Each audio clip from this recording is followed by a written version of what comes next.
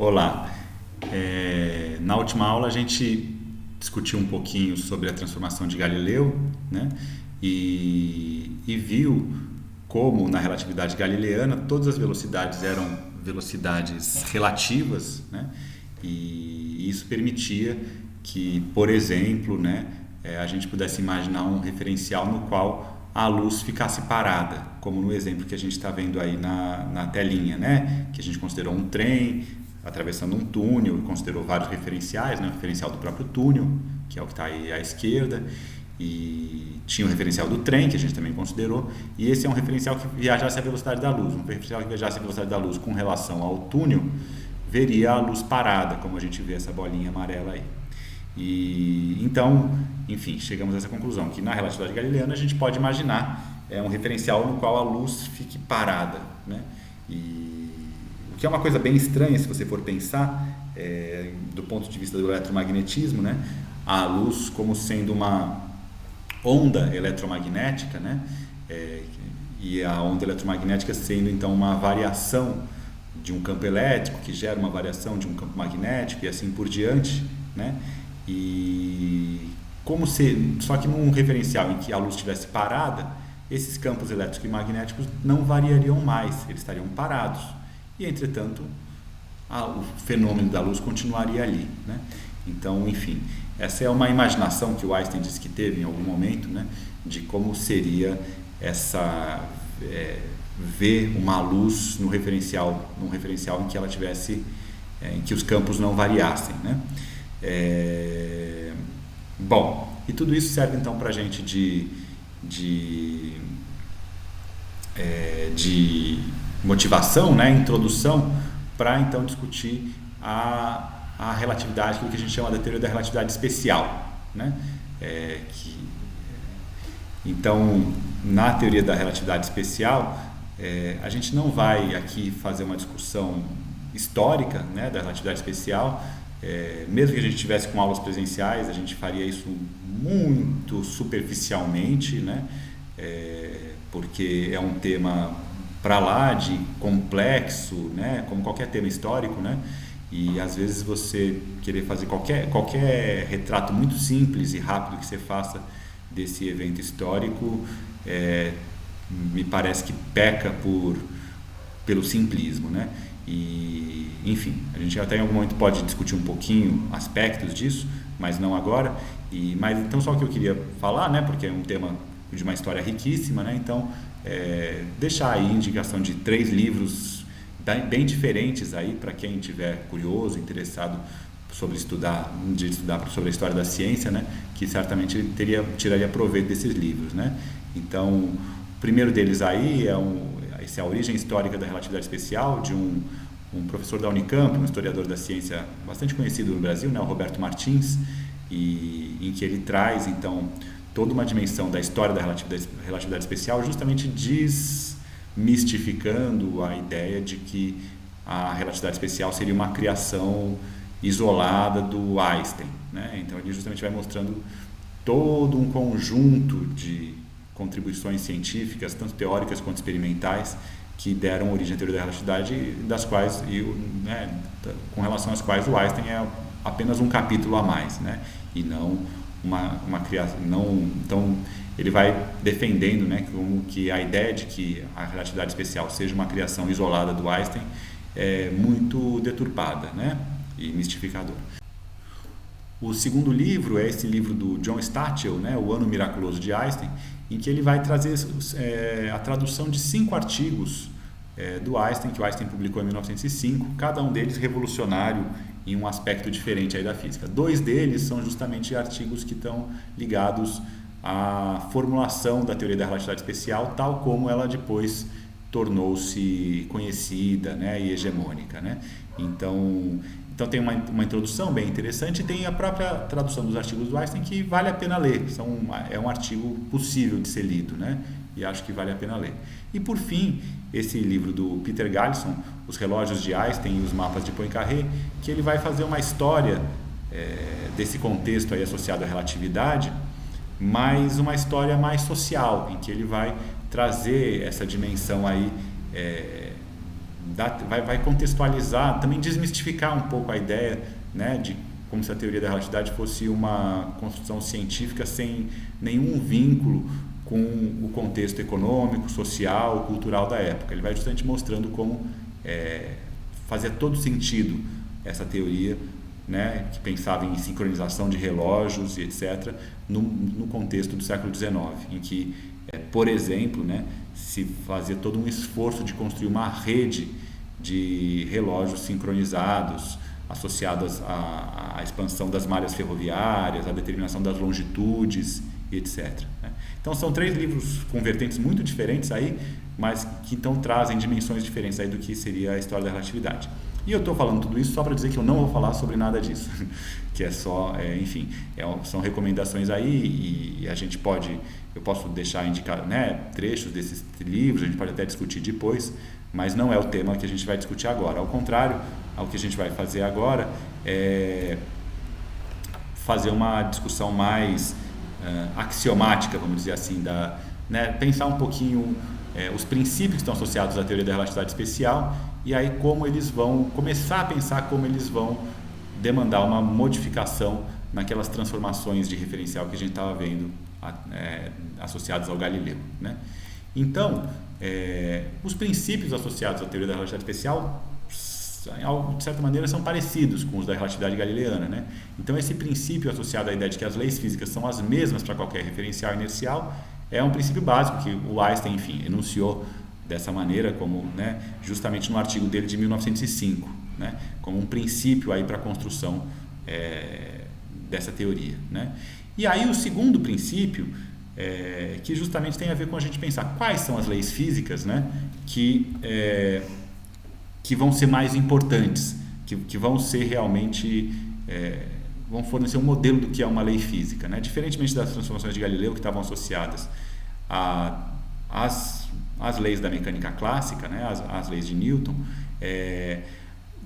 no contexto da relatividade especial, as leis de Newton vão ter que ser modificadas e o que vai se construir é uma teoria uma transformação que mantenha as leis do eletromagnetismo, quer dizer, as equações de Maxwell, né, que descrevem aí a relação dos campos elétricos e magnéticos com relação às cargas e seus movimentos, né, elas que vão ser o modelo de uma lei física que vão precisar permanecer invariantes, né? Permanecer as mesmas para os diversos referenciais inerciais, né? Então as leis de Newton, ao contrário, com a teoria da relatividade especial, elas vão precisar ser reformuladas. Elas vão ter uma forma talvez um pouco parecida com a forma que a gente conhece, mas vai ser diferente, né? E os princípios, principalmente né, associados a ela, né, enfim, do que é feito o mundo, de certa maneira, né, a lógica envolvida vai ser radicalmente modificada, né? Então, embora as leis físicas vão permanecer as mesmas, a questão é quais são as leis físicas que vão servir de modelo, né? E aí, nesse caso, né, nessa disputa, né, numa certa incompatibilidade que aparecia aí entre as leis de Newton e as equações de Maxwell, quem vai levar melhor aí vão ser as equações de Maxwell, né? As leis de Newton vão precisar ser reformuladas, né? E aí, enfim, isso o Einstein não diz, né? O que o Einstein coloca no artigo as leis físicas são as mesmas para qualquer referencial inercial, mas o subtexto é esse, né? As leis físicas que vão servir de modelo aí são as equações de Maxwell. As equações de Maxwell, elas preveem, né, uma onda eletromagnética que a gente identifica justamente com a luz, né? E essa onda eletromagnética tem uma velocidade que aparece nas próprias equações de Maxwell, na própria equação de onda que deriva, né, das equações de Maxwell, né? E aparece aí um valor para essa velocidade que a gente pode calcular, que dá os 300 mil km por segundo, né? E aí a questão é um pouco essa. Bom, 300 mil km por segundo com relação a quê, né? Tipicamente as ondas, elas têm uma velocidade que é relativa ao meio no qual elas se propagam, né? Então, o som vai ter uma velocidade relativa ao meio no qual ele está se propagando. Então, se você se desloca com relação a esse meio, você vai ver velocidade, você vai medir velocidades diferentes do que a velocidade que seria a velocidade daquela onda, né? Então, em princípio, o que pareceria é que essa onda teria, essa equação seria válida com relação a um meio específico, né? Que seria esse meio que se costumou chamar de éter, né? E, entretanto, justamente, se a luz tiver uma velocidade com relação a esse meio específico, as equações de Maxwell só seriam válidas para esse meio específico. Com relação a outros referenciais que não estivessem em repouso com relação ao éter, as equações de Maxwell não seriam mais válidas, né? E então, do ponto de vista teórico, vamos dizer assim, é contra isso que o Einstein se coloca, né? As equações de Maxwell deveriam ser as mesmas para qualquer referencial e não equações que só valeriam para um referencial privilegiado associado a esse meio hipotético aí que seria o éter, né? E por outro lado, enfim, aí a gente entra justamente no que eu não estou querendo entrar, né? Que é a história da construção da teoria da relatividade, né? Que existem então essas duas dimensões, uma dimensão teórica aí, né? Associada estética até, de você dizer, não, então essas equações aí elas têm que ser válidas para qualquer referencial, né? E não para um referencial específico, e uma dimensão experimental também, um viés experimental, que é justamente as dificuldades que foram aparecendo aí em vários experimentos de conseguir medir a variação da velocidade da luz com relação a esse meio aí, né? Com relação ao éter, né? Enfim, aí a gente tem uma história rica aí de uma série de experimentos com resultados contraditórios, né? O mais famoso deles é o experimento de Michelson-Morley, né? Que eu não vou discutir aqui agora. Mas enfim, o que eu na verdade eu vou trazer aqui é esses dois princípios. Então, um princípio que a gente já vinha trabalhando lá com a relatividade galileana, né? De que as leis físicas têm que ser as mesmas para qualquer referencial inercial. E o segundo princípio aparentemente contraditório, que é que a velocidade da luz no vácuo teria que ser a mesma para qualquer referencial inercial. Por que aparentemente contraditório? Porque a gente justamente viu no exemplo do trem que a gente estava trabalhando agora há pouco, que quando a gente transforma os referenciais, pelo menos de acordo com as transformações de Galileu, as velocidades são relativas. Então você mudando de referencial, todas as velocidades mudam de valor, né? As velocidades de todos os objetos mudam de valor. O que aconteceria como seria possível uma transformação de referenciais que deixasse então os referenciais equivalentes entre si, os referenciais inerciais, né? Mas que ao mesmo tempo mantivesse a velocidade da luz no vácuo a mesma, né? Não modificasse a velocidade da luz no vácuo quando você muda de referencial, né? Então esse é um problema difícil de lidar. Alguma transformação vai ter que ser feita, alguma mudança vai ter que ser feita na forma como se transformam os referenciais para que isso seja possível. E a velocidade da luz no vácuo, ela vai ter, nessa nova teoria, não só ela vai ser uma velocidade que vai ser a mesma para qualquer referencial, como também ela vai ter o papel de uma velocidade máxima, né? Então nada vai poder se propagar mais rápido do que essa velocidade, com uma velocidade maior do que essa, né? Pelo menos nada que gere uma relação causal, né? Nenhum sinal que gere uma consequência, que seja uma causa que gere uma consequência em algum outro ponto, vai poder se propagar mais rápido do que a velocidade da luz, né? Então, na verdade, a questão não é nem tanto ser a luz ou não ser a luz, mas é a questão de existir uma velocidade máxima, né? Então, na aula de hoje, a gente vai começar a pensar que mudanças que a gente teria que fazer na transformação de um referencial para que esses dois princípios aparentemente contraditórios, possam ser obedecidos. Quer dizer, de que, por um lado, as leis da física são as mesmas para qualquer referencial inercial, então essa equivalência entre os diversos referenciais inerciais aí, mas, por outro lado, a existência de um absoluto, né? Que a velocidade da luz no vácuo ela seja sempre a mesma, né? Então, que mudanças que a gente tem que fazer para pensar, para conciliar esses dois princípios aí aparentemente contraditórios, né? E aí o que a gente vai estudar hoje é o que a gente chama do tempo próprio, da dilatação do tempo. Na verdade, o que a gente uma primeira coisa que a gente vai perceber é que para conciliar aqueles dois pressupostos, né, a gente vai ter que o tempo vai ter que deixar de ser um absoluto, né? E isso tem, enfim, a gente vai ter que parar para pensar com calma o que significa, né, o tempo deixar de ser um absoluto, né? Porque a gente viu lá nas transformações de Galileu, né, na mecânica newtoniana, que o tempo era igual, né? Qualquer que fosse o referencial, a passagem do tempo era sempre a mesma, né? O tempo que um evento demora, que um acontecimento demora, não dependia do referencial, né? E a gente vai ver que para manter a velocidade da luz como um absoluto, o tempo vai ter que deixar de ser um absoluto, né? E esse que é o tema um pouquinho da aula de hoje, que a gente vai continuar ainda depois na próxima, né? Então, se a gente lembrar desse problema que a gente estava discutindo agora há pouco, né? De um trem que passa por dentro de um túnel e a gente via com fótons, né? Partículas de luz andando para a direita e para a esquerda e para cima e para baixo, e a gente analisava esse movimento a partir de dois referenciais, né? O referencial do túnel, no qual o trem andava para a direita, né? E aí a luz andava para a direita e para a esquerda, e para cima e para baixo, né? E sempre com a velocidade de 300 mil km por segundo, né? E o outro, se isso acontecesse no referencial do túnel, no referencial do trem, o que aconteceria, segundo as transformações de Galileu, é que a luz acabaria indo para a direita mais rápido, aliás, para a direita mais devagar e para a esquerda mais rápido, né? E teria então velocidades diferentes, né? E a velocidade dela para cima e para baixo também seria diferente daquela teria no outro referencial, né? Então isso pode servir para a gente de modelo, para a gente pensar o que a gente tem que corrigir para que a gente transforme de um referencial para o outro, mas garantindo que a luz, tanto quando vai para a direita e para a esquerda, quanto quando vai para cima e para baixo, tenha sempre a mesma velocidade, né?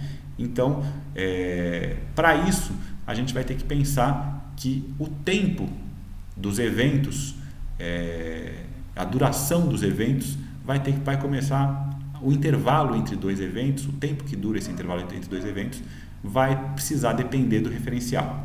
Vamos ver como é que é isso.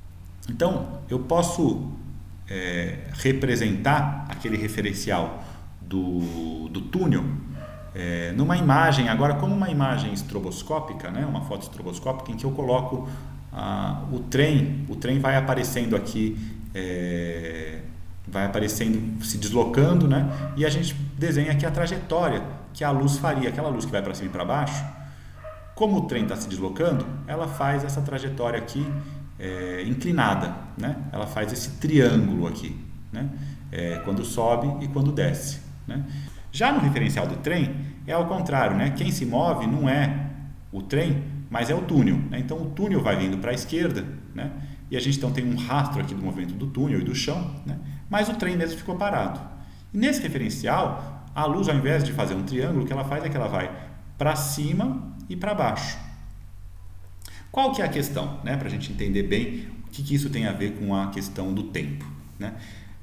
O nosso segundo princípio é de que a velocidade da luz tem que ser a mesma para qualquer referencial. Vejam, no referencial do túnel, a distância que a luz percorre é maior. No referencial do trem ela é menor. Se nos dois referenciais o tempo que demora para a luz subir e descer for o mesmo, que é o que a gente imaginaria, né, nas transformações de Galileu, não tem jeito, a velocidade da luz vai ser diferente, né? Quando eu dividir, como a velocidade é a distância sobre o tempo, quando eu dividir essa distância que é maior pelo tempo, isso aqui vai me dar uma velocidade maior do que se eu dividisse essa distância pelo mesmo tempo, né? Então, que correção que a gente pode fazer para garantir que a velocidade da luz tenha o mesmo valor no referencial do túnel e do trem?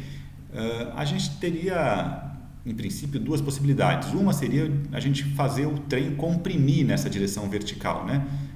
Ou seja, eu poderia fazer essa distância ficar igual à distância do lado do referencial do trem, se eu fizesse diminuir o valor dessa altura do trem. Mas isso seria muito artificial, você pensar por que essa altura diminuiria e não aumentaria, uma vez que o movimento que a gente está analisando, que é o movimento do trem, a mudança de referencial, é uma mudança que acontece na direção X e não na direção Y, né? Então, a gente consegue demonstrar que não existe muito uma maneira coerente de você modificar essa direção que é perpendicular à direção do movimento do trem, né? do movimento do seu referencial.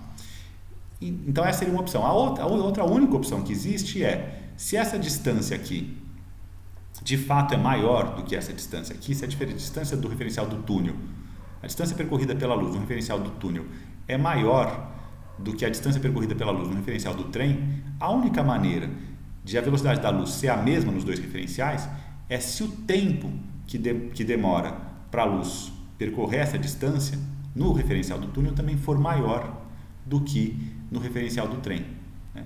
E é isso que a gente vai chamar, aí entre aspas, né, da dilatação do tempo.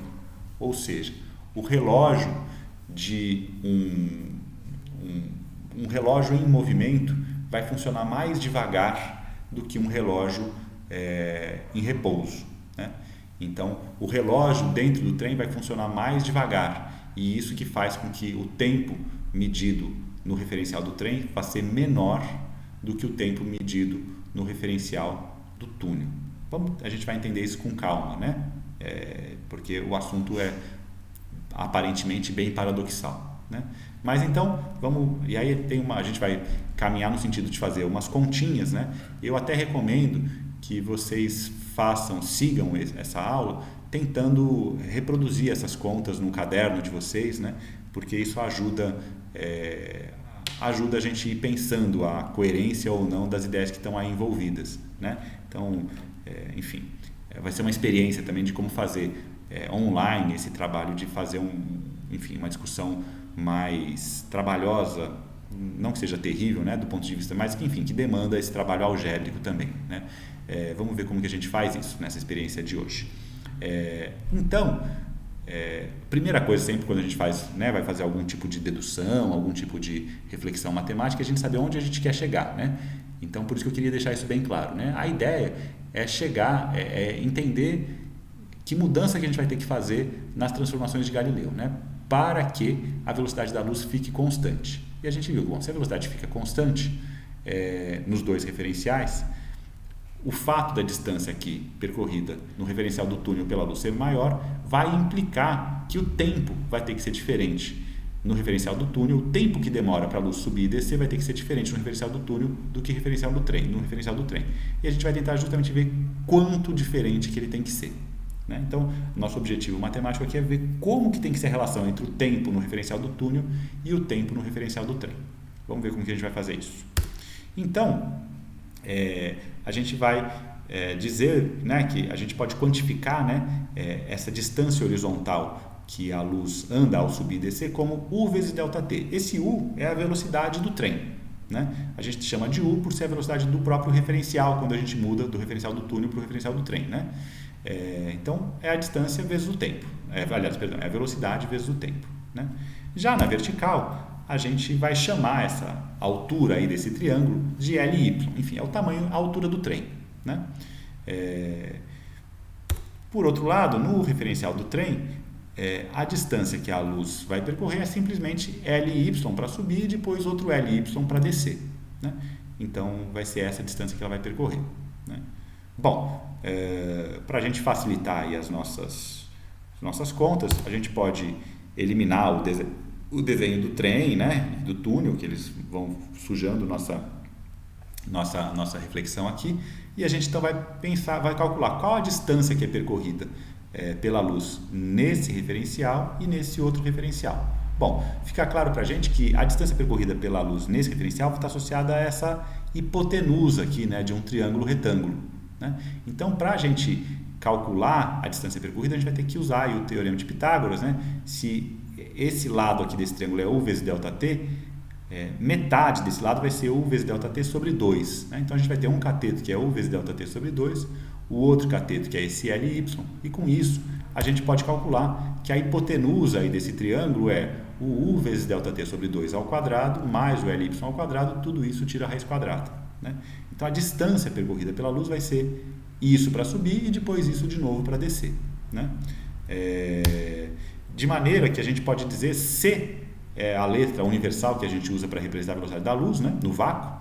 Então, a velocidade da luz é a distância sobre o tempo. Então, o C é a velocidade da luz, vai ser a distância, então, que é 2 vezes essa raiz quadrada aqui, dividido pelo tempo, né? Já no referencial do trem, é mais simples, né? a gente tem simplesmente que a velocidade da luz vai ser a distância que vai ser o Ly para subir e o Ly para descer. Então, 2Ly dividido por um delta, que é o que eu chamei de delta tal, ao invés de delta t, usei essa letra grega tal, né? Para representar um tempo que vai ser um tempo diferente do que o tempo no referencial do túnel. E não foi à toa que eu usei a letra tal, né?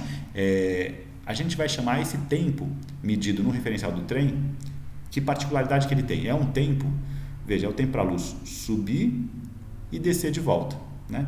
Então, esse é um tempo que pode ser medido, teoricamente, por alguém que esteja com um relógio em repouso aqui embaixo e fique aqui paradinho e só espera a luz sair e voltar de novo, né? Então, é um tempo que pode ser medido por alguém que está em repouso, né? Nesse sentido, esse tal é o que a gente chama de um tempo de repouso ou um tempo próprio, né? Então, o tempo de repouso é um tempo medido por alguém em repouso no referencial que a gente está analisando, né?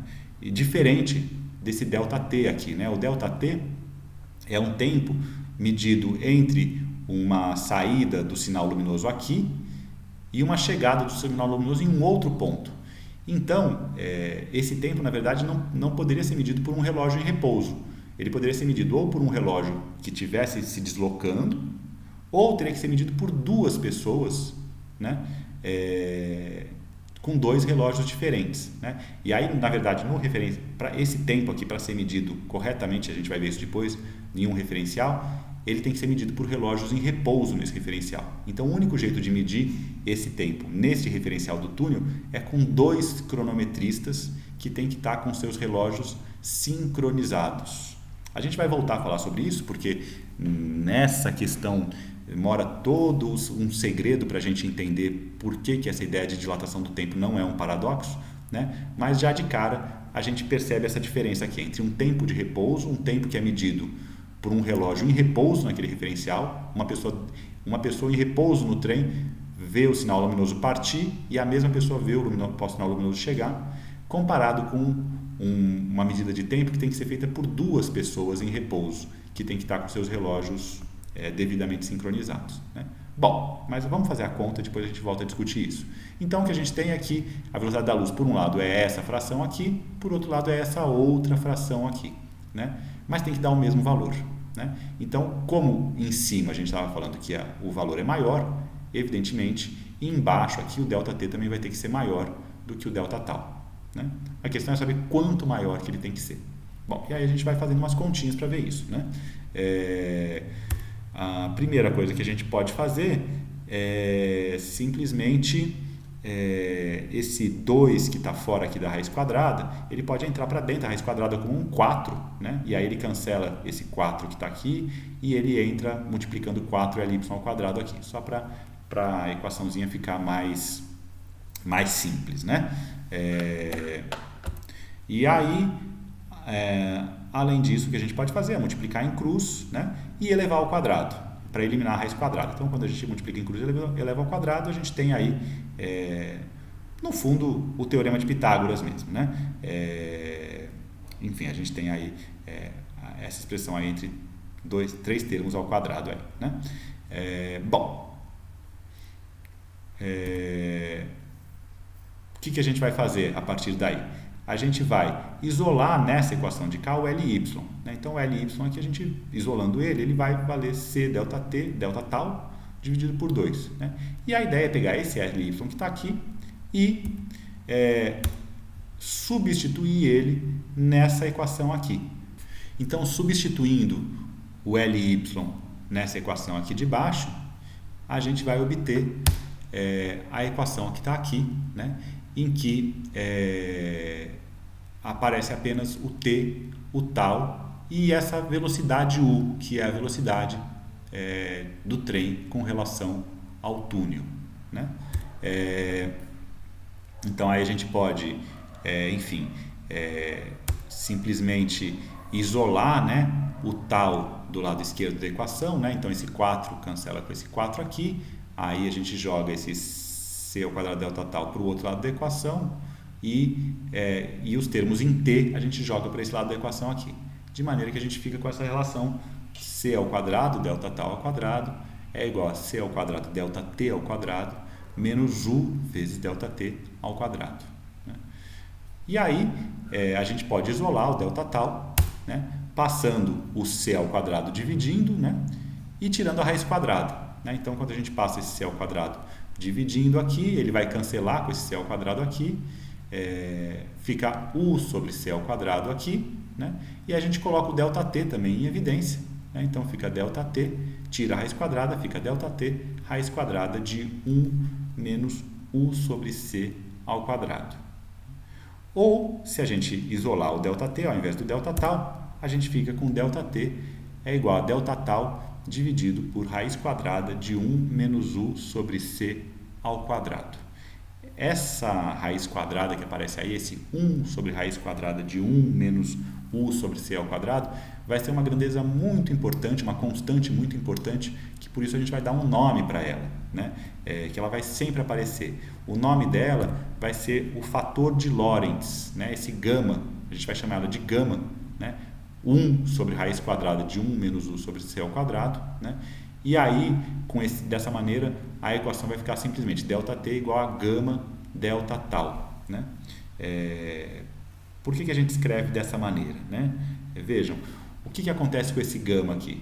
A gente vai ver que a velocidade do trem, a velocidade de um referencial vai ser sempre menor que a velocidade da luz. Se ela é sempre menor que a velocidade da luz, significa que esse número que está aqui embaixo, esse u sobre c ao quadrado, é sempre menor que 1. Portanto, 1 menos uma coisa sempre menor que 1 vai dar uma coisa menor que 1. A raiz quadrada de uma coisa menor que 1 vai dar também uma coisa menor que 1. E 1 dividido por uma coisa menor que 1 vai dar uma coisa que vai ser sempre maior que 1. Exceto na situação em que o u seja 0. Né? Se o u for 0, ou seja, se o referencial está em repouso, né? Com relação ao referencial, aí o gama é 1 exatamente. Né? Mas então, de maneira geral, o gama é um número maior ou igual que 1.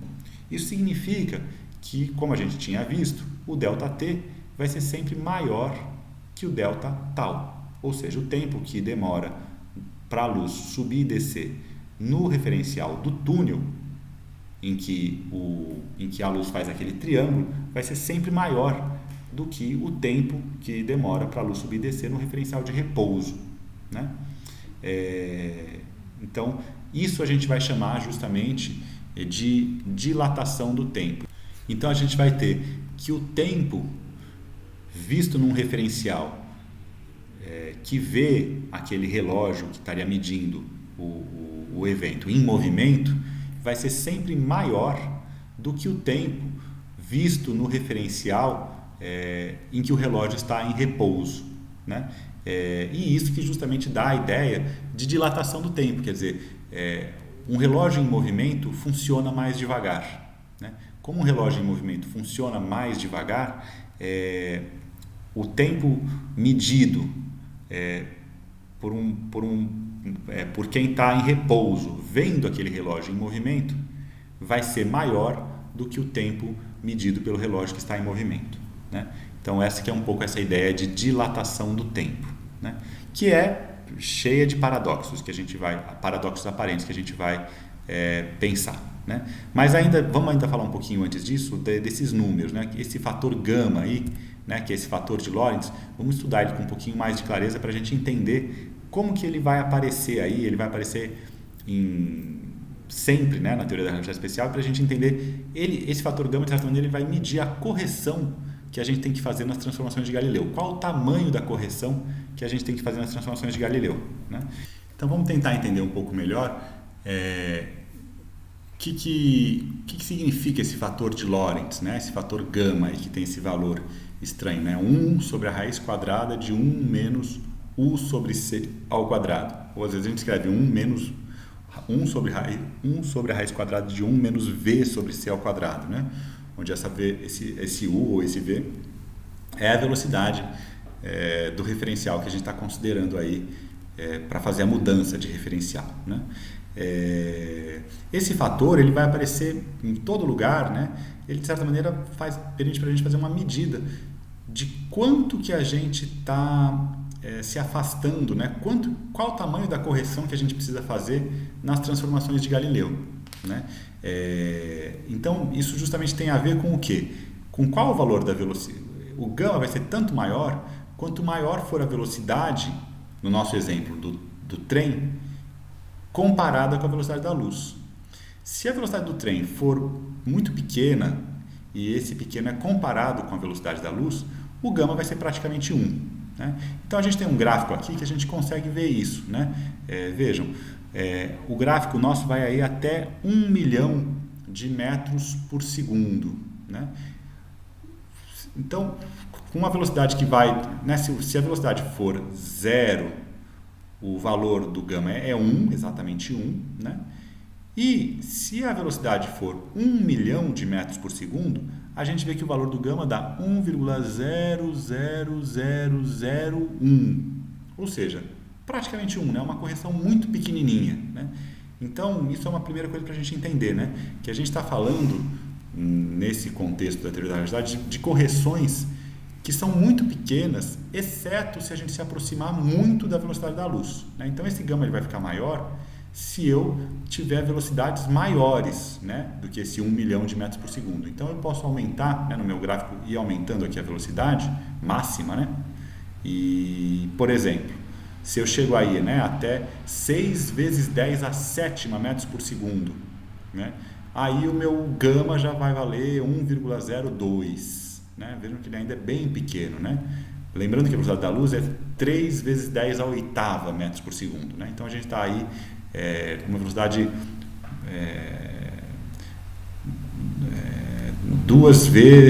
5 vezes menor, né, do que a velocidade da luz, 20% da velocidade da luz aqui. Né?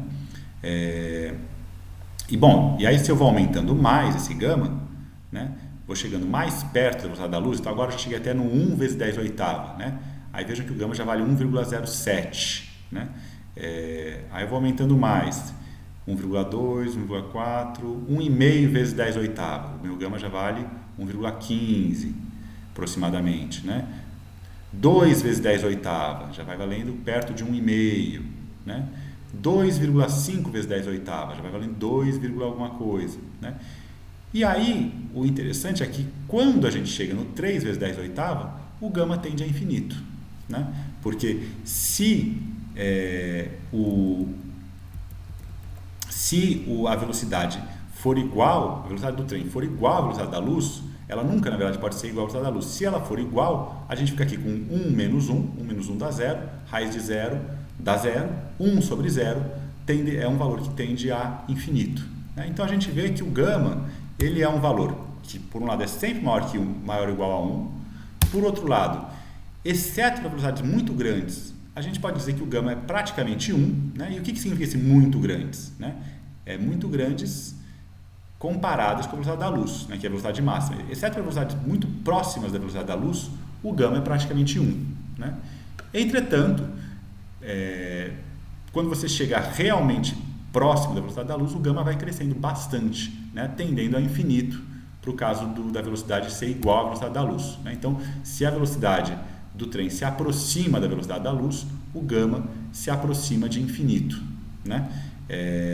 O gama tende a infinito. Né?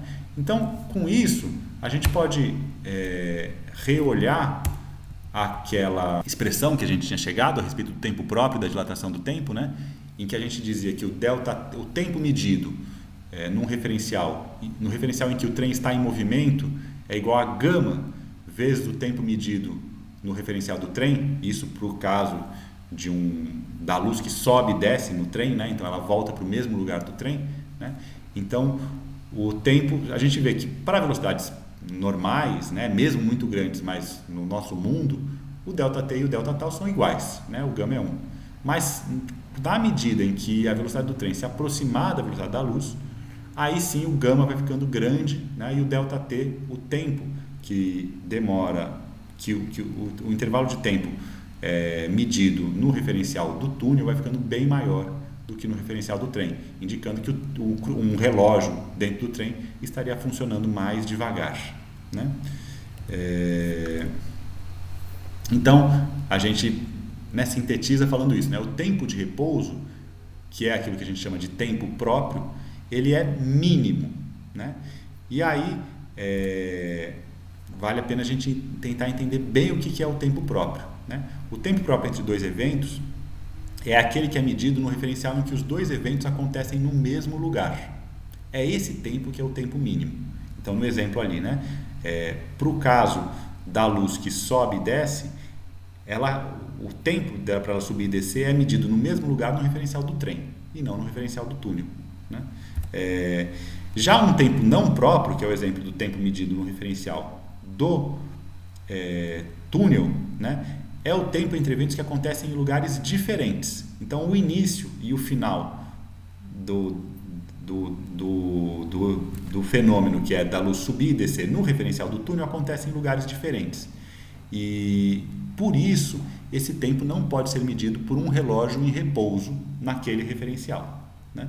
Então, isso caracteriza o tempo próprio, né? Então, voltando aqui no desenho, a gente vê que no referencial do trem, entre o início e o final da medida do tempo, um relógio em repouso aqui, um cronometrista em repouso aqui conseguiria medir esse fenômeno, né? Já aqui não, a gente vê que a gente precisaria de ter 2 cronometristas, né? Por que eu estou insistindo nisso? Porque, como a gente justamente fala que o movimento é relativo, a gente pode fazer a seguinte pergunta: se para o túnel o trem está em repouso, então para o túnel o relógio do trem, dentro do trem, que deveria funcionar mais devagar. Agora, se isso é simétrico, né, para o trem, quem está em movimento é o túnel. Então, aí, para o trem, o relógio do túnel que deveria funcionar mais devagar. E isso é verdade, né? Então, parece que tem Afinal de contas, você pergunta, qual relógio está funcionando mais devagar? É o do túnel ou é o do trem? Né? E a gente vê que não dá para dar uma resposta, não dá para dar essa resposta, né? Então, parece uma coisa que parece contraditório o que está sendo dito, né? E a gente, para entender por que não é contraditório, a gente justamente vai ter que aprofundar, prestar bastante atenção nessa definição do tempo de repouso, né? Então, para esses eventos que a gente está falando aqui, né, que é o evento da luz ser emitida e ser absorvida, né, subir e descer, realmente o tempo medido no trem aqui é menor, né? E o tempo medido no túnel é maior, né?